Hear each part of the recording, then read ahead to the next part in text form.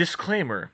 Tuba murum spargens sonum, per sepulchra regionum coget omnes, cum J.K. Rowling, ante thronum. Neville stood before a tear-stricken Luna. His gran was dead, cut down by Rodolphus Lestrange. And Luna was a killer. Yes, it was a war, and yes, it was justified, but Luna? She was too gentle a soul for that. Right now, she could barely even speak. "Your dad?" Neville asked worriedly. He hadn't seen him with the others. Luna's face tightened. She squeezed her eyes shut and shook her head. "I'm sorry," he said, and he wrapped his arms around her tight. They stood there for a minute, trying to hold on to this momentary quiet, to find just a few seconds to grieve.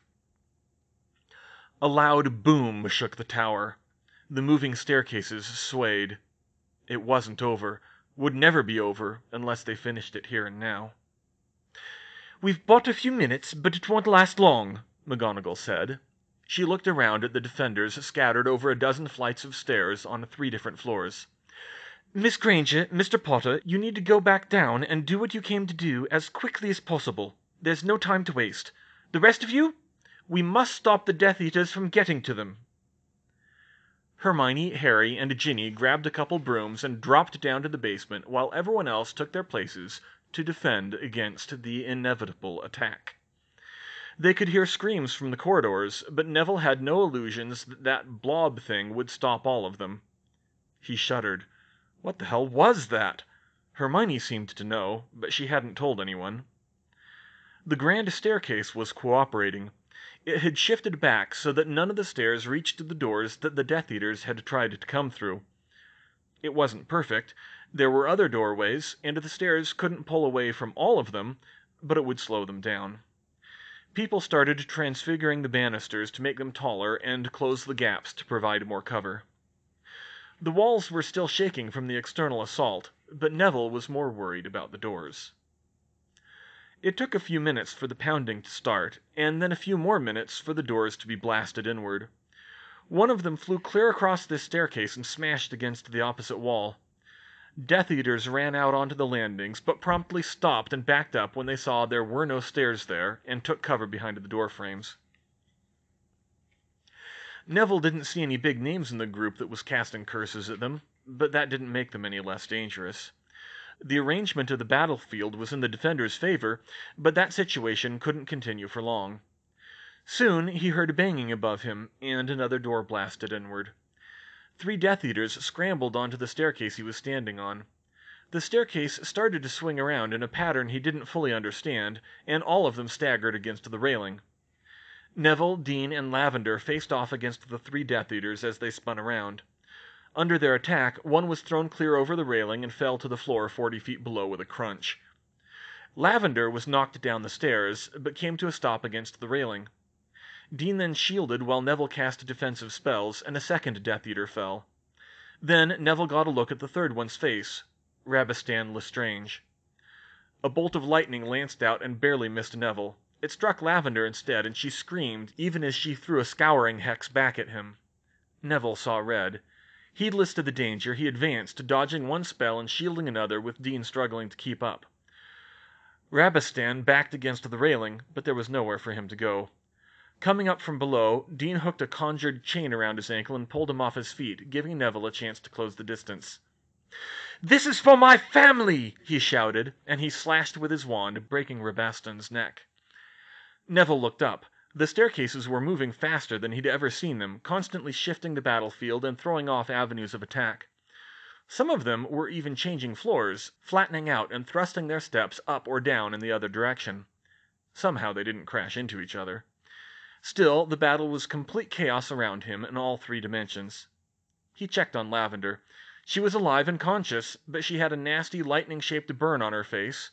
Not like the one on Harry's head, and Ginny's somehow, but a long, jagged, ropey thing that extended over the side of her face and down her neck under her shirt. She looked angry more than anything else.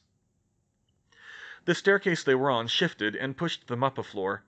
Neville looked down over the railing and saw Ron, Daphne, and Tracy fighting Pansy Parkinson, Theo Knott, and Elizabeth Runecorn. Students, all of them, but very dangerous. He was shocked when he saw Parkinson snap off a killing curse targeting at Daphne. Ron tackled Daphne, rolling them both out of the way. "Thanks," Daphne breathed. "Where's Potter? I'm gonna kill him!" Parkinson shouted. Neville started casting down from above. The Death Eaters found themselves in a crossfire and backed up. Nott went down, disarmed, but Parkinson was vicious, and Runcorn was probably the cleverest of them. "Tracy!" Daphne screamed as Parkinson's curse connected with her friend and threw her over the railing. Tracy fell, and her back was broken on the railing of the staircases below before she dropped again to the floor. There was a flash of spells, and Neville couldn't tell who did it, but in moments Parkinson was dead. Runcorn stood alone then. She looked back and forth at the three wands pointed at her, and she turned and ran. "Stop them!" someone yelled from above. Neville looked up and saw two Death Eaters following Harry's lead and flying down the staircase on broomsticks. Half a dozen people tried to hex them on the way down, but they didn't stop to fight. They kept going and blasted through the door to the sub-basement where Harry, Ginny, and Hermione had gone. He could only hope they could handle themselves down there. More broom riders came from above, but they were ready for them this time, and they couldn't get through the gauntlet. But there was another problem. Death Eaters had broken through to the lower levels and were trying to come out under the defenders. Neville slid down the banister to the next floor with coordination he didn't know he possessed. The staircase shifted so fast it whipped him around to the next one, and he nearly lost his grip. He barely caught hold of the post and turned onto the next flight, which he slid down again. That staircase tossed him onto a third flight, which he slid down to the ground floor. The castle was really trying to help, he thought, sending him where he needed to go. That is, until he realized he was in front of a pile of rubble and blue-stained viscera blocking the way into the entrance hall, on the opposite side of the tower from the fight. He turned and vomited at the smell. And then it got worse. A creeping sense of cold and despair came over him. He looked up in horror and saw Dementors crawling over the pile, the one way they could actually get into the castle on the ground floor. "Expecto Patronum!" he cast. Flicker. "Damn, always have trouble with this one," he muttered. Not to mention that to say he was having a bad day was an understatement. He thought of Luna and his hope for the future and tried again. "Expecto Patronum!" His mongoose Patronus burst forth and pushed the Dementors back. Soon others joined it, and then a blinding bright goat charged forward and head-butted the lead Dementor, and all of the demons recoiled from it. "I've got this, go!" Aberforth Dumbledore ordered. Had the old bartender been holding out on them? Neville didn't question it. He ran back into the fray, but the next thing he knew, Hermione popped up on a broom. "Anthony's down for the count!" she yelled. "Can anyone else speak Hebrew?" "What?" "I can," Luna called. "A little. I know the sounds anyway." "Good enough," Hermione said. She grabbed Luna and pulled her onto the broom before disappearing into the sub-basement again. What? Hermione was incredibly relieved that the Death Eaters who had broken into the basement hadn't damaged any of the runes. Of course, they probably knew that casting curses down around the anchor stones was a dangerous prospect. Unfortunately, Anthony was out cold from a stray hex and didn't look like he'd be getting up anytime soon. In desperation, she flew up and grabbed Luna, since Hebrew spellcrafting was apparently a rare skill even among ancient runes students. She wasn't surprised that Luna was the first volunteer. She knew the girl was something of a polyglot. She dove down far faster than she felt comfortable and rejoined Harry, Ginny, and the others in the inner circle. "Okay, we're going to have to do this fast," she said. "The rest of you, go up and help the others. Don't let the Death Eaters get down here. We have to make sure we can see this through to the end. If the ritual is interrupted, even I don't know what will happen." "What?" Professor Babbling shouted. "Hey, I hadn't got that far yet," she protested. "At least I got the ritual finished in time." "Damn it, Granger, that's something you should say up front." Hermione grumbled. "Are you in or out, Professor?" Babbling sighed. "I'm in." "Good." She turned to Luna and handed her a parchment with the words of the ritual on it. "Luna, this is what we're doing. This ritual is designed to kill Riddle at a distance, but it's messy. It will bring a curse on the day he was born, and it will kill every magic being and beast in the British Isles that was born on that day." Luna's eyes grew wide. Are you sure about this, Hermione? You could kill innocent people, and that could have some serious consequences. I know, she said. I looked at the records, and I'm reasonably sure there were no other intelligent beings born on that day. There's a chance there are animals, but it was 71 years ago, so it won't be many. And what happens if you're wrong, Miss Granger? Babbling asked pointedly. Hermione lowered her gaze slightly. That's the uncertain part, she said. The ritual has a sort of wager to it, for lack of a better word. It weighs the lives of the things to be destroyed against the lives of the casters. The others tensed at that. That wasn't the kind of thing you wanted to hear about a ritual. Luna was curious, though. How is that decided? She asked. I don't know if we can match you-know-who's power even with 5 of us. It's not magical power, she said. It's not raw numbers, either. I'm not even sure if there's a word for it. Worthiness, you might call it, but it's measured by ourselves.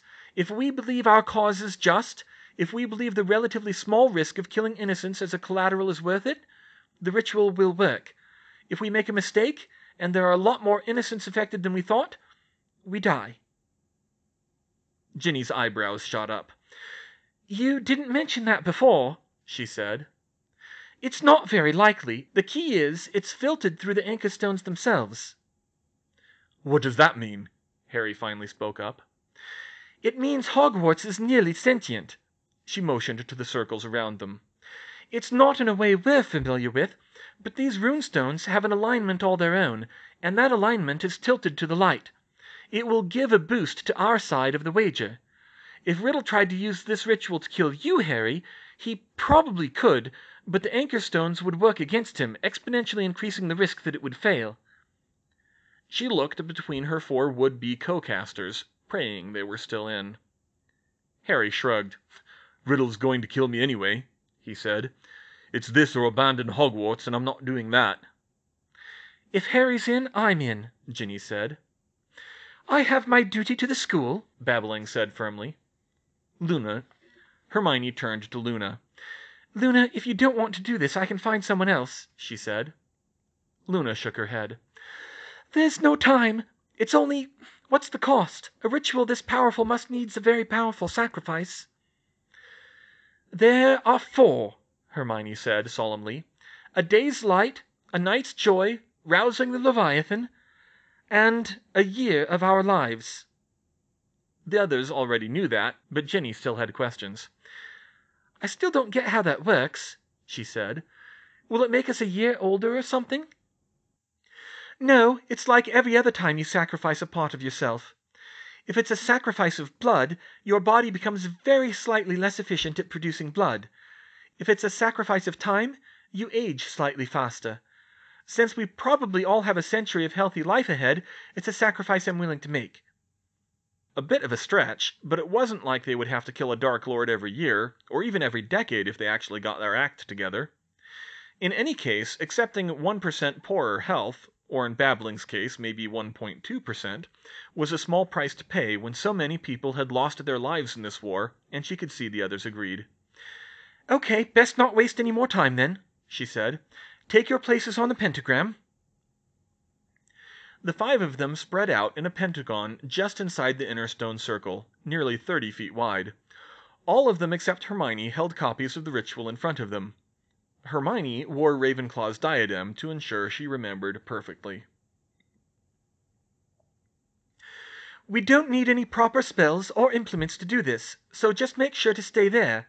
And stay on rhythm. She raised her wand and cast. Metronomos. A mysterious ticking noise filled the chamber. That sounded more ominous than she'd intended. Maybe there was already a spell for that, but it wasn't important. She holstered her wand to avoid interference, but kept her hand raised like the conductor of an orchestra and led the chant. Legate scripta judici pro dies lucte. The pentagram on the floor and the related runes began glowing with a harsh white light. Normally, white was a good color, but there was something more dangerous about this light. An almost electric charge of energy filled the air. Hermione raised her hands, and the others followed suit. Nos ictamus alim et ia ligamus vitre nostris. Golden cords wrapped around their wrists, connecting each of them to the others. There was something even more dangerous about these cords. They felt like hot wires around Hermione's wrists. The others flinched, but thankfully didn't go off the script. Now it was time for the core ritual. Yovad yom tom marvolo riddle bo nolad vehela amar hora gaver. An enormous pulse of magical energy exploded from the center of the circle and washed over them. The power nearly knocked them off their feet. For a moment Hermione felt she would be crushed by the sheer weight of magic. The light was blinding, though it dissipated as it spread, and the castle shook to its foundations. Until this moment, Lord Voldemort had been having a good night, a welcome change from the day before. His beloved Nagini was dead, another piece of his soul lost. His only consolation was that Potter and Granger had been driven away before they could harm the cup of Helga Hufflepuff, but he had thought his Horcruxes safe, even after Granger's suspicious behavior at Malfoy Manor. He had immediately checked on the others. And disaster! The Gaunt family ring had been taken from his family shack. Worse, the locket of Salazar Slytherin was gone from the sea cave. Even Dumbledore should have had a hard time finding that one. Or had Regulus found out? The diadem of Rowena Ravenclaw was his other remaining Horcrux, hidden safe within Hogwarts where only he knew about it. The fact that Potter had beat him to the castle was worrying, but from what he could gather, the boy hadn't even tried to seek out the Room of Hidden Things. Thus, he could be reasonably assured that he had 2 anchors to life remaining. Not that he would use the excuse to take chances. The blood traders had even gone so far as to shoot him with a Muggle rifle, but he had long since prepared for that. No, he would let his Death Eaters handle this. He would have entered the fray if it had seemed he needed to, but now they had nearly secured the entire castle. Losses had been heavy, but the defenders were cornered. Soon the last resistance of the Order of the Phoenix and Dumbledore's pathetic army would be cut down, and he would have Potter beg him for death. That was, until he felt the pulse of magic explode from the castle like nothing he'd ever felt before. It washed over him like a physical blow and rattled his nerves even worse. Voldemort had never experienced the sensation the Muggles called someone walking over his grave, but that was exactly what he felt now. 5 someones, in fact. He could see them in his mind, 5 witches and wizards standing in a circle, and all of them seemed as if they were looking him in the eye. One of them was Potter. He would have ignored the others, except that the second one he saw was Granger. And she was wearing Ravenclaw's diadem! Tom Riddle felt true fear for the first time since his resurrection. Granger wore the diadem, and wore it like a queen, utterly comfortable, powerful, deadly. There was nothing of himself in those eyes, no possession. She was using the diadem as it was originally intended, a weapon he himself had been unable to wield. And what was more, she had somehow found a way to remove his Horcrux without destroying it. And that meant she might very well have done the same to Hufflepuff's cup. He might well be without any Horcruxes remaining. Whatever they were doing down there, he had to stop them, at any cost. Lord Voldemort took to the air and flew towards the castle. Hermione saw the vision, the same as the others. Tom Riddle looking her in the eye with rage and terror. The one good thing was that it was only his eyes they saw. There was no one else under the doom of the ritual. In that respect they were safe. Only they had to finish this fast.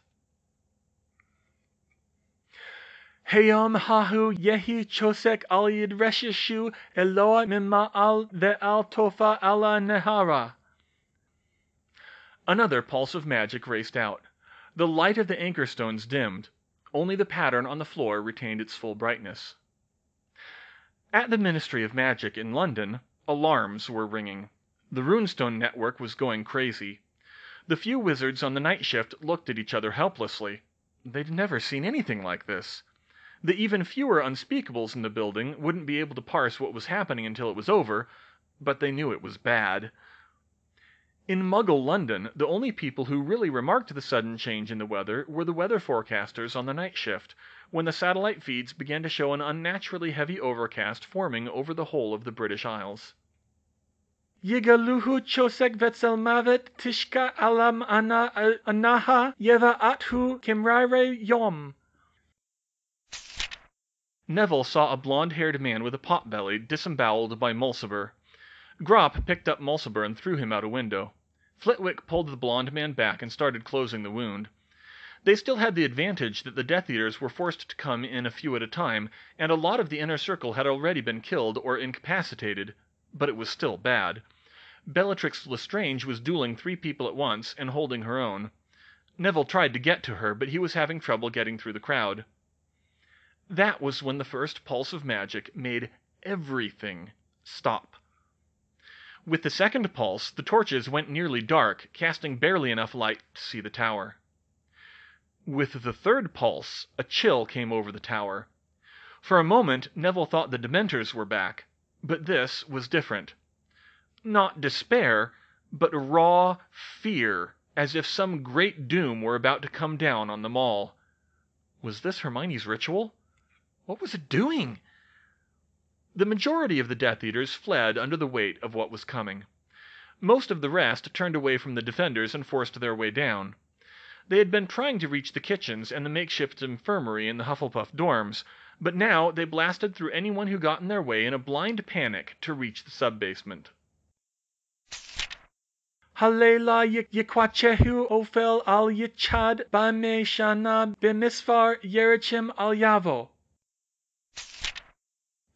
The fear in the air turned back to despair as Tonks looked out across the grounds. Something was gravely wrong. Or, if they were very lucky, gravely right.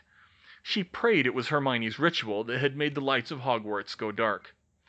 This wasn't the all-consuming despair of the Dementor's aura.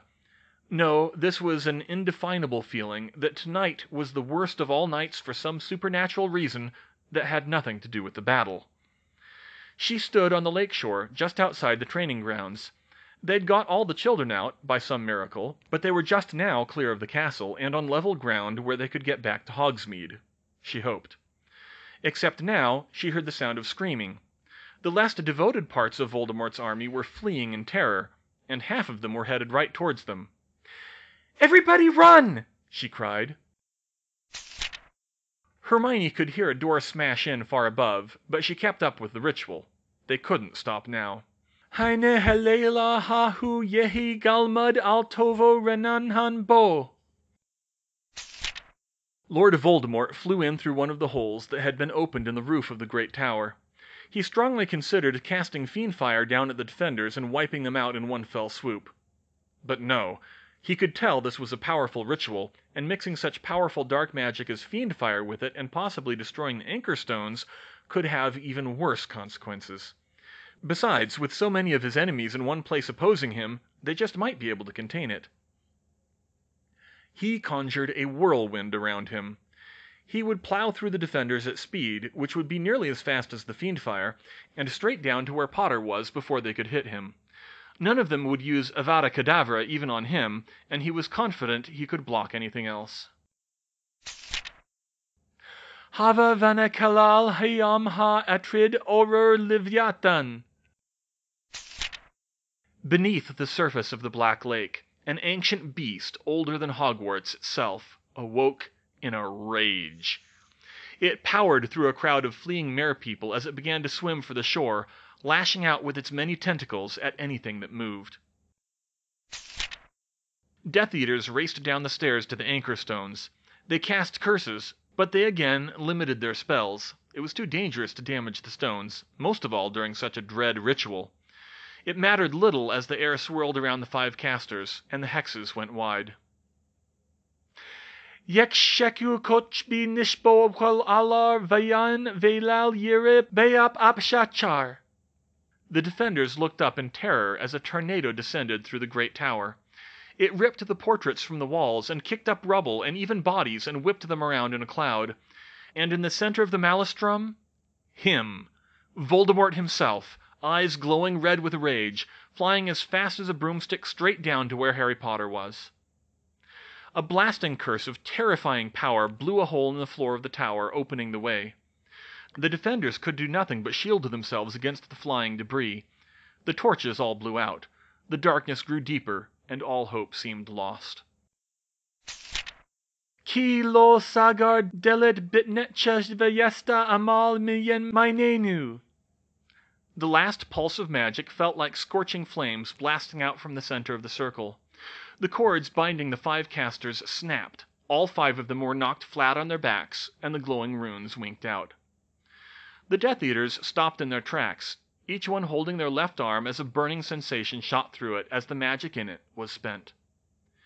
The whirlwind stopped, and the debris fell, littering the floor of the great tower. Hermione, Harry, Ginny, Luna, and Bathsheba Babbling had just enough time to look up and scream before Tom Riddle fell in the center of the circle. He was dead before he hit the floor. He's dead, Harry said, as if he couldn't believe it himself. He's dead, Hermione thought. It's over. High above, there was a roar of cheering. The rest of the defenders understood. It was over. Except... Potter! A voice shrieked. It's not over, Hermione breathed. Bellatrix, Harry hissed. Brooms! The 5 of them scrambled to get onto their 2 brooms. Damn. Babbling didn't have one of her own, but when they looked at her, they saw she was in no condition to travel. Professor, what happened? Hermione gasped. In the faint wand light, the curse that had afflicted Professor Babbling all night had changed. It was in her blood now, the veins turning black under her skin and spreading fast. The sacrifice, she choked out. No, Hermione said. The aging factor shouldn't have affected the curse. Babbling shook her head. The other sacrifice. Hermione blinked for a moment before it hit her. Oh my God, I'm so sorry. It's okay, Babbling said. I knew this would happen. Worth it. To end him. Her body went limp. Hermione was dazed for a moment before Harry slapped her on the shoulder and the sound of renewed fighting above. We'll get her later. Go, he said. What sacrifice? Ginny demanded as they mounted their brooms. Her and Harry and Hermione and Luna. A night's joy, Hermione said quickly as they took off, leaving Babbling's body down with riddles. Great misfortune will fall on the casters until the next sunrise. Luckily, that's today's sunrise, even though we won't see it through the clouds, which is in only half an hour. Except we have to survive an angry Bellatrix that long, Ginny pointed out. Yeah, there was that. When they popped up through the hole, Bellatrix was there, and fire swirled around her. Not the inferno that Riddle could produce, but enough. She was trying to fight her way down to the sub-basement, against the Order, and the tide of her one-time allies fleeing the other way. She stopped when she saw them. About a dozen of Riddle's most hardened fighters remained. The Azkaban escapees, mostly. People who had nothing left to lose. The rest had fled when they saw Riddle die, but these were the worst of the worst, and Bellatrix was easily worth half a dozen ordinary dark witches, all by herself. Potter! She cried rapidly. You, this isn't possible! Harry shook his head, and tried the dubious tactic of talking. It is, Bellatrix. Tom never heard the rest of the prophecy, and the Dark Lord will mark him as his equal, but he will have power the Dark Lord knows not, and either must die at the hand of the other, for neither can live while the other survives. With an incoherent scream of rage, Bellatrix lashed out with a whip of fire. Harry, Ginny, Hermione, and Luna darted out of the way, but both of their brooms were set on fire, and they had to jump off of them. She advanced on them, and Hermione saw that she had 2 wands now. Stolen one off a body, no doubt. Avada Kedavra! Killing curses shot out from both wands at once, expertly aimed at Hermione and Harry. Both of them rolled out of the way. Fred and George ran in and stood by Hermione's side. The 3 of them tried to hold Bellatrix back, while Harry and Ginny slipped up the stairs. They dodged killing curse after killing curse, blocked other dark curses of terrible power, and shot curses back to try to distract her from Harry. They were only partially successful. Bellatrix still ran after Harry, but as she did, she casually cast a killing curse off to the side that came so close to Fred that Hermione feared it had hit him before she saw he was still standing. That was the moment when, addled by sleep deprivation, the exhaustion of the battle, and the whirlwind of sensations from Ravenclaw's diadem, Hermione finally snapped. "Not my brother, you bitch!" Bellatrix stopped and turned. "Brother?" she said incredulously. She didn't even look to put up a shield that blocked Harry's and Ginny's curses, and she dodged expertly when they tried to slip around it. Hermione held up her left hand, showing her engagement ring proudly. "Oh, so you think you're moving up in the world, Mudblood?" Hermione clenched her fist and held her arm up at an angle where Bellatrix could see the mudblood scar flaunted before her. "You won't touch them," she said. "Any of them." Bellatrix cackled. "And you think you can stop me this time, little girl?" "Yes, you know the power the Dark Lord knew not," Hermione said. "It's me,